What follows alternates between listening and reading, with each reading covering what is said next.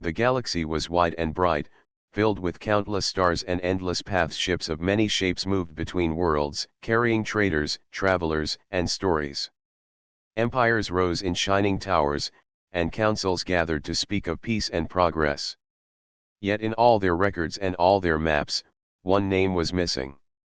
That name was Earth. Long ago, humans had once reached into space. They had sent explorers into the unknown and built machines that touched other worlds. In the early days, their voice was strong, and many listened. But time passed. Empires of other beings grew larger. New stars were claimed, and new languages filled the skies. Earth's name became smaller until it was spoken no more.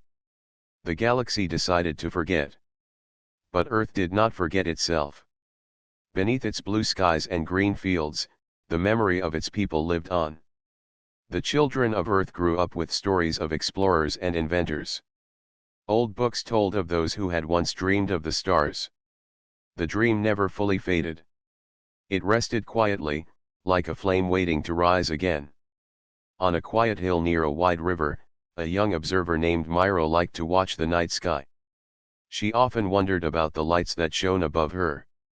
To most, they were only stars, but to Myra they were questions.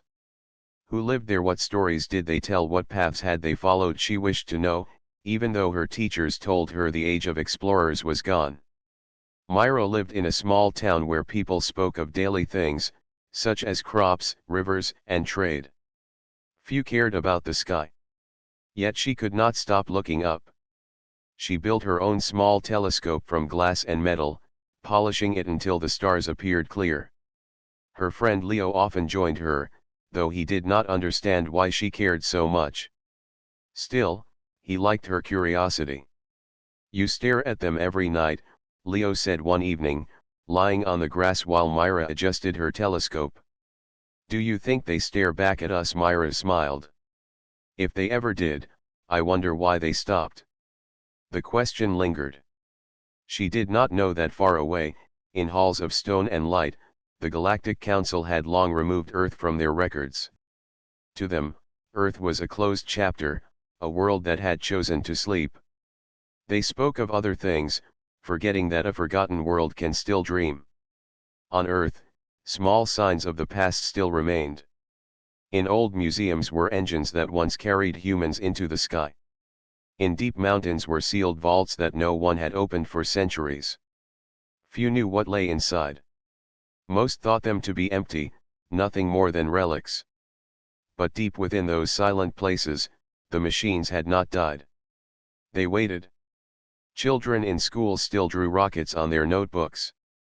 Families still pointed at the moon and spoke of the first steps taken there.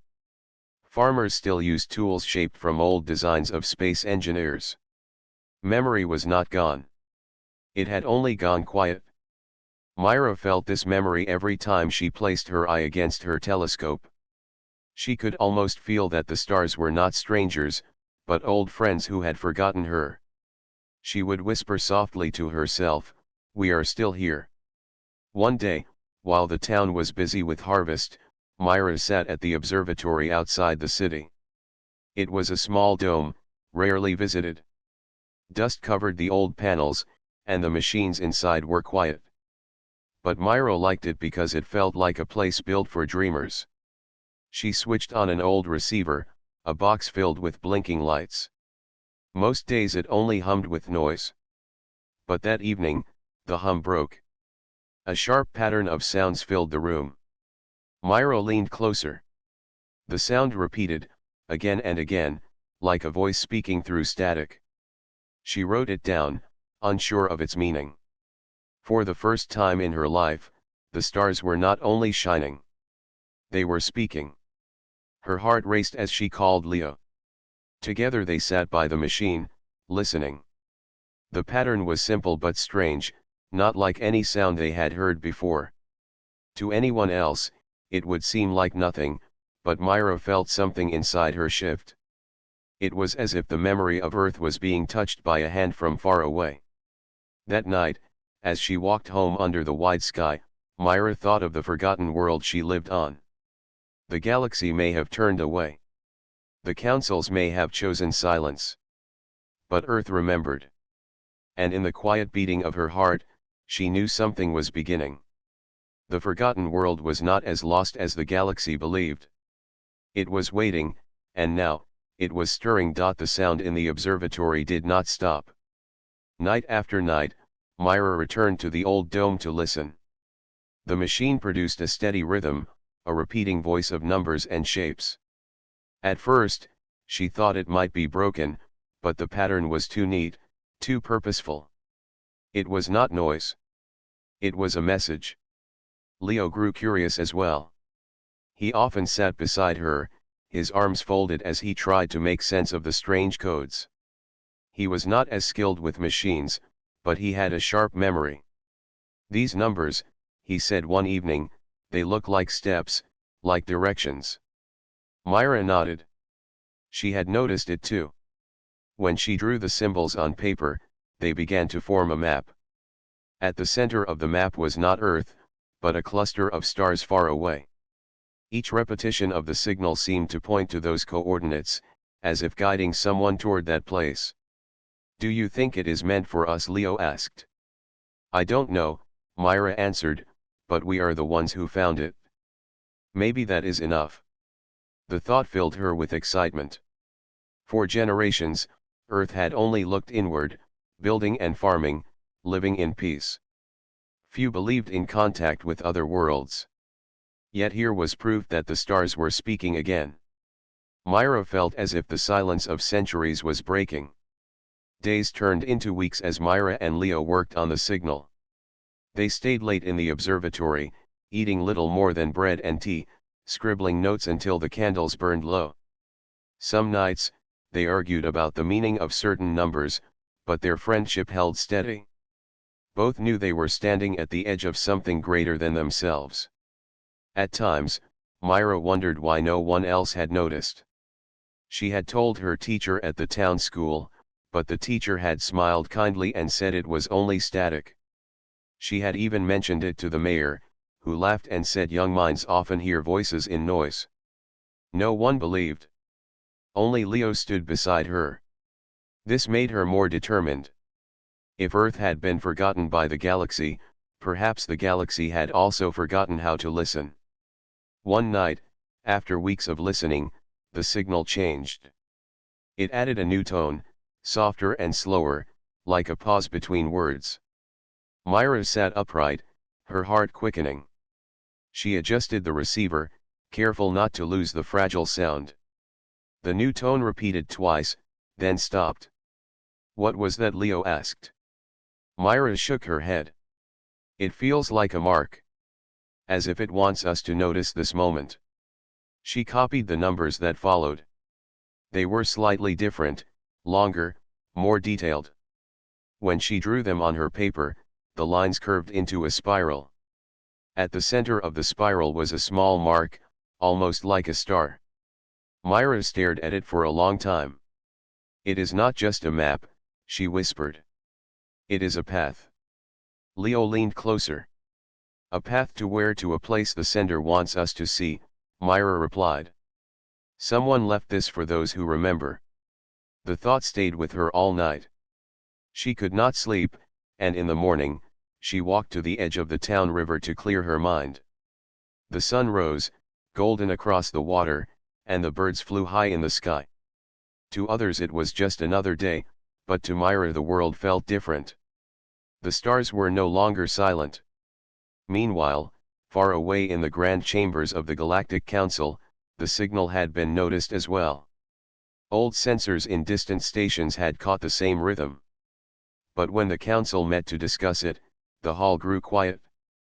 "It comes from the edge of forgotten space," said one scholar, his voice heavy with age.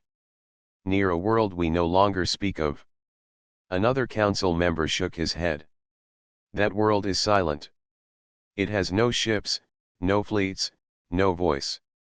Let us not waste time." But the scholar, whose name was Bryn, leaned forward. "The world may be silent to you, but silence does not mean emptiness. If the signal has reached them, then perhaps they have not forgotten." The council moved on to other matters, Yet Bryn did not forget. In his private chamber, he spoke softly to his apprentice. The galaxy turned its face from Earth. But if Earth remembers, then we may be the ones who have lost. Back on Earth, Myra and Leo continued their study. They worked by day and night, turning numbers into lines, lines into paths, and paths into meaning. The spiral on their papers grew clearer with each cycle of the signal. They began to see not only stars but also markers, as if someone long ago had drawn a trail across the galaxy. Myra felt certain now. The signal was not random. It was not broken noise. It was a message meant for those who still looked upward. It was a call for explorers, even if the galaxy had chosen to forget them. One evening, as she and Leo packed their papers, Myra whispered again to the night sky. "We are still here." The stars blinked softly above, silent yet alive. And though she could not know it, her words carried truth far greater than she imagined. The forgotten world had begun to listen again. The Galactic Council gathered inside a vast hall built from stone and crystal. Tall windows opened to the stars, and the voices of many worlds echoed within. Every seat was filled with leaders, traders, and scholars who came to decide matters of travel, law, and trade. Yet that day, something unusual was placed on the table. Bryn, the old scholar, stood at the center. His hair was white, and his robes were worn from long years of study. He held a set of records captured by deep space receivers. They showed the same pattern Myra had discovered on Earth. Bryn's voice was calm as he spoke. "This signal is repeating," he said. "It carries numbers, maps, and paths. It points to a sector long abandoned. At its edge lies a world we once knew, though few now dare to name it." The hall fell into silence. The members looked at one another, and then at Bryn. Some frowned. Others shifted uncomfortably. Finally, a council leader raised her hand. "You speak of a myth," she said. "That world is no longer part of our records. It sleeps, forgotten." "Why stir old dust?" Bryn shook his head. "Worlds do not become myths simply because we choose to forget them. That world was once the cradle of voices, the first to reach beyond itself. If it now stirs again, should we not listen?" A murmur spread across the hall. Some nodded in thought, while others looked away. One delegate stood. He was younger, with sharp eyes. "What if the signal is a trick?" he asked. "What if it comes from no one at all, just an echo left behind by machines that broke long ago?" Bryn answered, "Even if it is only an echo, it is an echo that remembers. And echoes carry meaning." The discussion continued for hours. Some argued that the galaxy had moved on and that the forgotten world was of no importance. Others feared that remembering Earth would bring questions about why it had been removed from records. A few, very few, felt a quiet respect, though they did not say it aloud. At last, the council ended without decision. The leaders spoke of trade routes, harvest counts, and border agreements instead. The matter of the signal was set aside. Yet Bryn could not let it go. In his private chamber, he sat with his apprentice, a quiet thinker named Aaron. They lit a small lamp, and Bryn unrolled the signal charts again. "Do you see these numbers, Aaron?" Bryn asked. Aaron nodded. "They form a path, leading to a cluster of stars. But why place such care in drawing a map unless it was meant for someone to follow?" "That is my question too," Bryn said softly. "And notice how the pattern is gentle. There is no demand, no command. It is not a warning. It is an invitation." Aaron looked thoughtful. "Then who would the invitation be for?" Bryn leaned back, his eyes on the stars outside his window. "Perhaps for those who still remember. Perhaps for the world that we left behind." Meanwhile, on Earth, Myra and Leo continued their work with steady devotion. Though no council guided them and no empire noticed them, they moved with quiet determination. Each night they returned to the observatory, and each night the signal became clearer. Myra felt as if the stars were unfolding a secret only she and Leo could see. She told Leo one evening, "When I listen to this sound, I feel less alone. It is as if someone across the sky is waiting for us to answer." Leo smiled. "Maybe they are. Or maybe the signal itself is the answer." In their small town, life went on as usual. Farmers harvested grain, children played by the river, and merchants set up stalls in the square. Few noticed the two friends who slipped quietly into the observatory night after night. The world above was far from their minds. But in the silence of the observatory dome, Myra and Leo felt part of something vast. They were listening to the heartbeat of a forgotten story. Back in the council halls, Bryn tried once more to speak of Earth. He stood during a quiet session and reminded the leaders that history cannot be erased simply by closing books. Even if the galaxy forgets, he said, a world remembers itself. We cannot decide what it carries inside its memory. His words were met with silence again. Some avoided his eyes. Others looked down at their notes.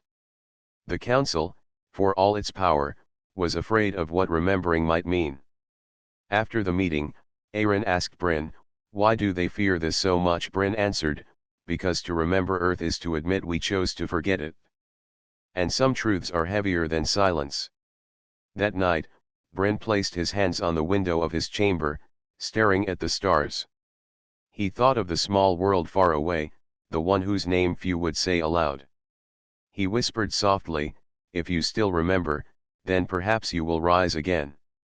And across the sky, on the quiet blue planet, Myra whispered the same words to herself as she traced the spiral of the map on her papers. The galaxy might keep its silence, but Earth was beginning to find its voice once more. The signal had become a part of Myra's life. Each night, she and Leo listened, traced numbers, and compared notes. Yet one evening, something changed. The sound grew louder, as if the message had found its strength. Along with the rhythm of numbers came a faint hum, low and steady, like a heartbeat. Myra pressed her ear close to the receiver. "Do you hear that?" she asked. Leo nodded. "It feels alive." They stayed in the observatory until morning, watching the hum rise and fall. When the sun lifted above the horizon, they left with tired eyes but restless hearts. What they did not know was that far beneath the mountains of Earth, the hum had touched something old. In a hidden chamber, machines that had slept for centuries stirred. Their lights flickered, their gears turned. Deep tunnels opened as power lines carried energy once more. Silent halls that had been left by the first explorers of Earth now glowed with steady light. The builders, as history once called them, had left their works behind for a time when Earth would need them again. Myra and Leo began to notice small changes in their town. A few people spoke of faint tremors in the ground, as if something far below was moving. Farmers said that at night they saw a glow in the mountains. Most dismissed it as tricks of the eye, but Myra felt certain the signal and these changes were linked. One evening, she convinced Leo to climb the old path into the mountains. The trail was rough, overgrown with vines, and rarely used. They carried small lanterns and walked slowly as the wind whistled between the stones. At last, they reached a wide wall of rock where the ground trembled faintly under their feet. Myra placed her hand on the stone. To her surprise, the surface was warm. She looked at Leo with wide eyes. "This is not just a mountain," she whispered. "There is something inside." They returned several times after that, studying the tremors and watching the glow. Finally, one night, the mountain answered. A hidden door opened in the stone, moving with the sound of gears. Beyond it stretched a long passage filled with soft light. Myra and Leo stepped carefully inside. The air was cool, and the walls were smooth, carved with lines that glowed faintly. As they walked deeper, they entered a vast hall. It was larger than anything they had ever seen, filled with rows of machines resting quietly like sleeping giants. Tall pillars reached the ceiling, and between them stood objects shaped like ships, covered in dust but whole and strong. "This is impossible," Leo said softly. "No," Myra replied. "This is memory." They walked among the machines, touching the cold metal and reading the strange marks carved into the walls. These were records, telling of humans who had once built these halls when Earth still reached for the stars. The builders had left behind not weapons, but explorers, machines that could travel and learn. Myra's heart filled with wonder. She realized that Earth had not been silent by choice. It had been waiting. As they explored further, they found a chamber at the center of the hall. A large table stood there, glowing with maps of stars. The same spiral that Myra had drawn on paper appeared on the surface. The signal had awakened the map. It was guiding them. Leo stared at it. So the signal was not only calling us. It was calling these machines too. Myra nodded. And now they are awake. In the days that followed, Myra and Leo returned often to the mountain chamber. They studied the maps, learned how the machines responded to the signal, and realized that Earth held far more than they had guessed. What they discovered most clearly was that their world had not been forgotten by itself. Earth had chosen to protect its knowledge in silence until the right moment arrived. The council in the distant stars did not yet know, but Earth was no longer only a quiet planet of fields and rivers. Its memory had awakened in shining halls beneath its surface. One evening, as Myra stood in the chamber and watched the great ships hum softly with renewed light, she placed her hand on the smooth metal and whispered, "We are still here." The ship gave a soft reply, a rising glow that spread across its surface, as if it had understood. For the first time in centuries, Earth was stirring not with noise or pride, but with the quiet power of remembrance. The builders had left their gift, and now it had returned. Myra and Leo knew that their world would never again be as it was before. The forgotten world was preparing to rise, not with force, but with memory and with light. The mountain halls hummed with quiet energy. Myra and Leo watched as the machines moved in rhythm with the signal. Ships that had been still for centuries lifted their landing supports and aligned themselves on the platform. Their metal shone softly in the dim light, like silver stretching toward the sky. Myra's eyes widened. "They are ready." Leo nodded, feeling a mix of awe and nervous excitement. "I did not think it would look like this." "It is beautiful." The two friends stepped back as the first ship rose slowly, leaving the ground without any sound of engines or force. It floated upward, guided by energy that seemed alive. One by one, other ships followed. They filled the mountain chamber with a gentle glow, then moved toward the sky. The people of the town were the first to notice. Lights danced above the mountains, moving in patterns that no ordinary airship could achieve. Some farmers rubbed their eyes, thinking it was a trick of the light. Children shouted with joy, pointing at the sky, while parents stared in amazement. "This is not just a display," Myra said. "It is an awakening." By the time the ships reached orbit, they formed a quiet fleet that circled the planet. They were not warships, not built to threaten. Their purpose was clear in the light that shone from them.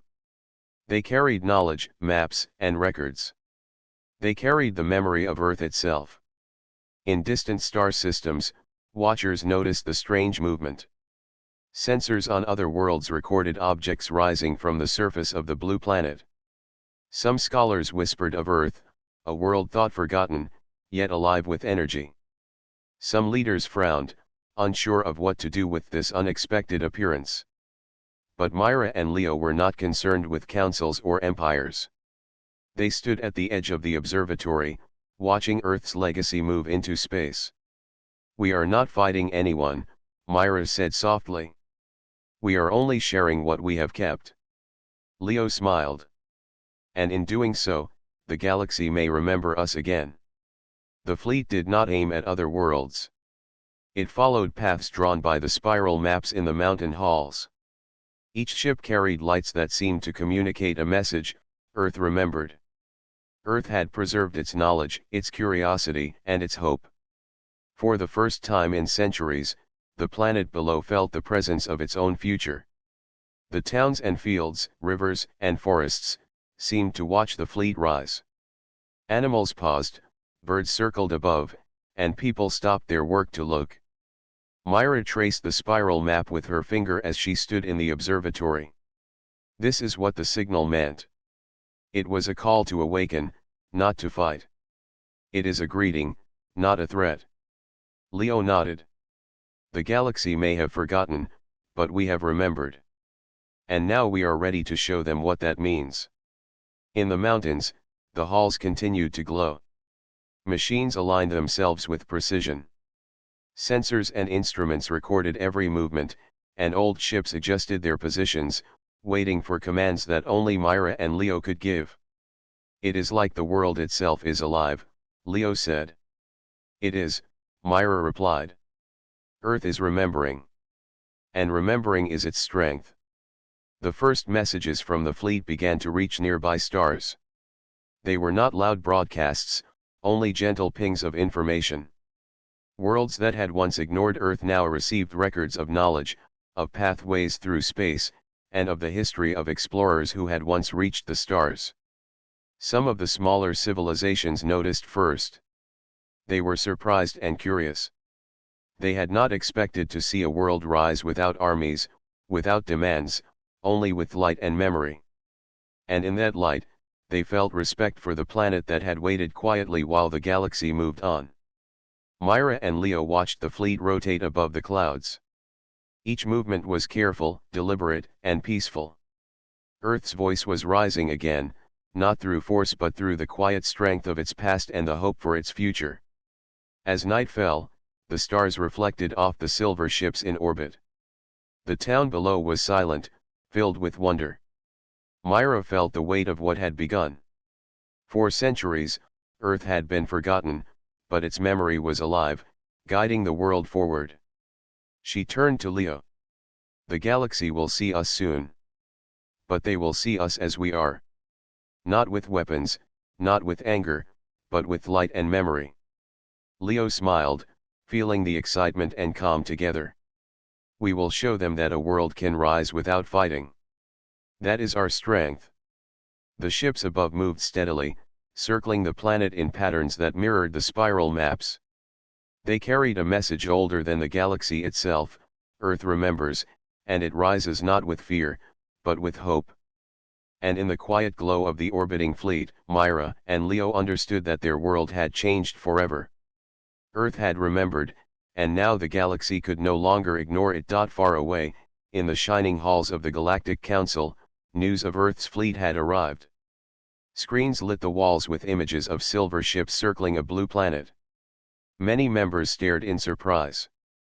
Some whispered to each other. Some shook their heads, unsure what to make of the sight. Is this true? A council leader asked. The world we chose to forget now rises into space. Bryn, the old scholar, stepped forward. It is true. Earth remembers itself. Its ships are not weapons, not meant for war.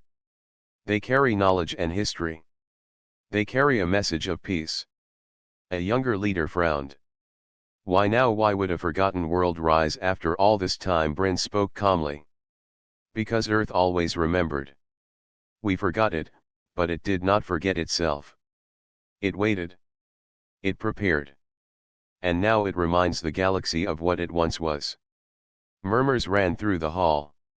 Some members seemed afraid. Others were amazed.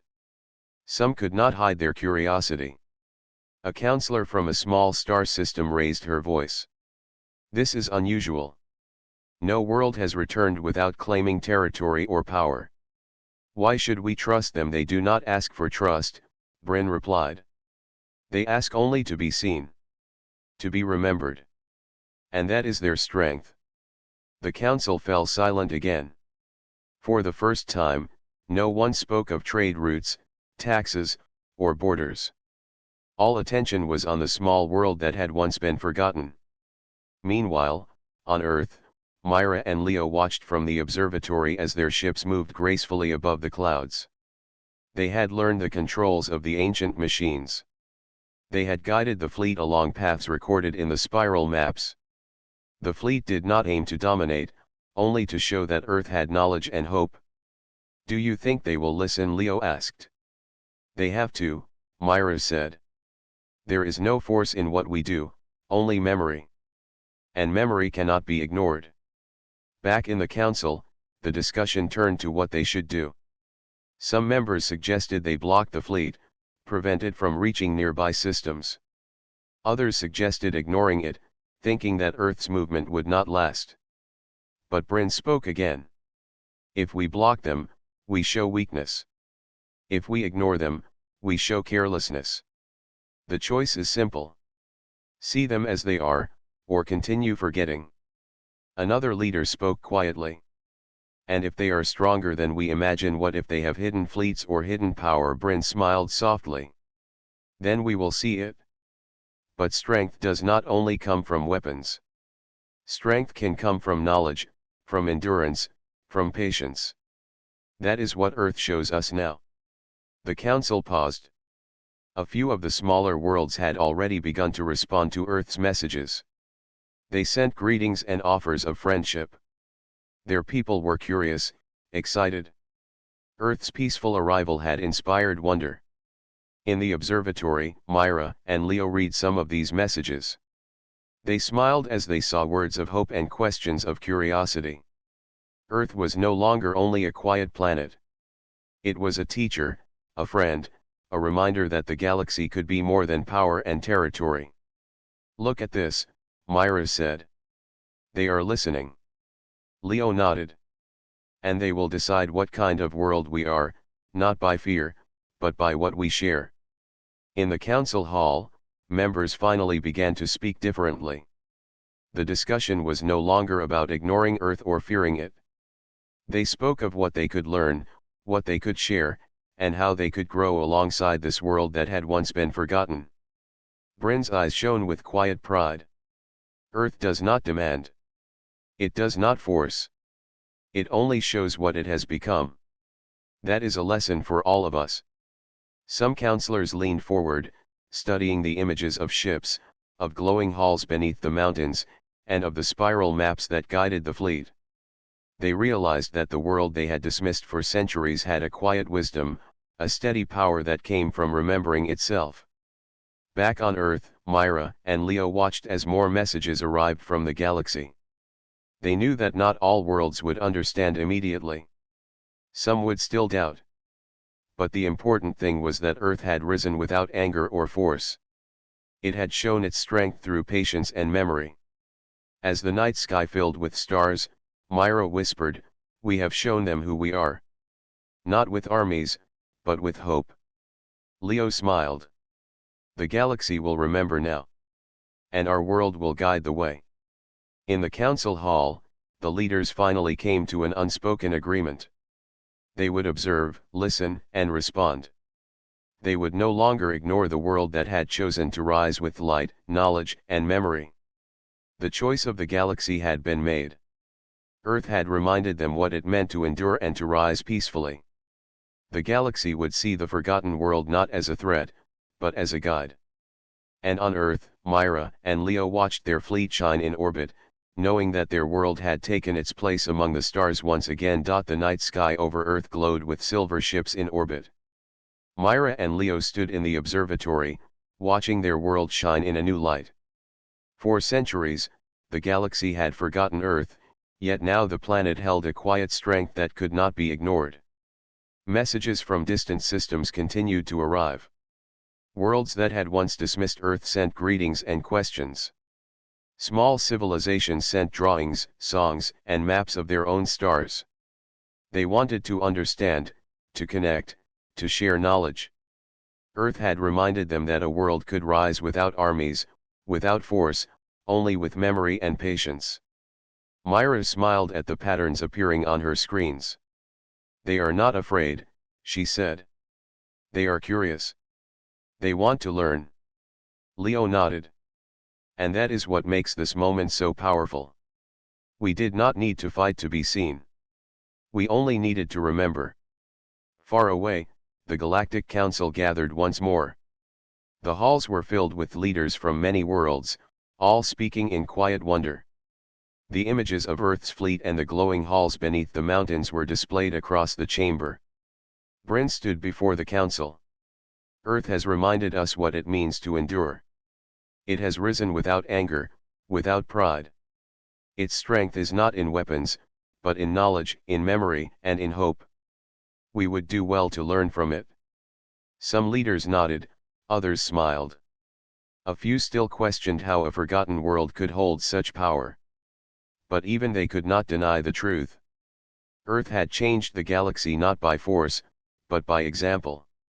Back on Earth, the fleet moved gracefully above the clouds, rotating in patterns that mirrored the spiral maps from the hidden halls.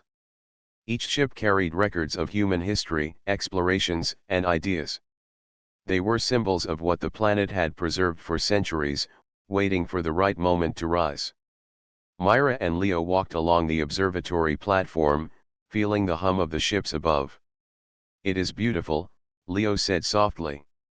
"Yes," Myra replied. "It is more than that. It is a promise. That even if the galaxy forgets, we will remember ourselves." Across the stars, worlds began to respond in kind. Explorers lifted their own ships to meet Earth's orbit. Scientists sent messages of shared discoveries. Children on distant planets drew pictures of Earth and its shining fleet. A quiet friendship began to grow, built on respect, curiosity, and hope. In the council halls, Bryn smiled as he watched reports arrive from Earth. Leaders and scholars began to speak of cooperation, of learning, and of paths through space that had been forgotten. The galaxy was awakening to a lesson it had nearly lost. "You see," Bryn whispered to Aaron, his apprentice, "strength does not come only from armies. It comes from patience, from memory, and from the courage to rise without force." Aaron nodded. "Earth has shown us that." On the surface of the planet, Myra and Leo looked up at the stars. The lights of the orbiting ships reflected in their eyes. It was a moment of quiet pride, a moment that belonged not to rulers or empires, but to the people of Earth who had kept their knowledge alive. "Do you think the galaxy will remember us now?" Leo asked. Myra smiled. "Yes. And not just remember us, but remember what it means to rise with patience and hope." As days passed, the fleet continued to move in careful patterns above the planet. Communications with other worlds expanded. Earth shared knowledge of navigation, science, and creativity. The galaxy responded with questions, stories, and discoveries of its own. It was clear that this was only the beginning. Earth had reminded the galaxy that a world does not need armies to hold power. Memory, endurance, and curiosity were stronger than force. Myra and Leo often returned to the mountain halls to check the maps and the machines. The builder's legacy continued to hum with life, guiding the ships and storing new discoveries. Earth had awakened not only in orbit, but in spirit. One evening, Myra whispered to Leo, "We have shown them who we are. The galaxy now knows that we rise without fear or anger." Leo smiled. "And it will remember us because we chose hope, not conflict." Far away, the stars twinkled in quiet approval. The galaxy had once forgotten Earth, but now it could not. Small worlds, large empires, scholars, and children all looked at the blue planet with wonder. Earth had reminded them of the power of memory, and of what a world could become when it rises peacefully. Myra and Leo stood together, hands clasped, looking at the orbiting fleet. The hum of the machines below and the soft glow of the ships above filled the night. The galaxy had once forgotten them. But Earth had remembered itself. And when it rose, it did not descend with warriors. It rose with knowledge, light, and hope. Humanity had shown the galaxy that its greatest power was not to fight, but to endure, to create, and to remember. In that quiet glow, Myra whispered one last time, "We are still here. And now, the galaxy remembers us too." The stars above shone brighter, as if in agreement. Earth had risen, the galaxy had learned, and a new era of connection and wonder had begun.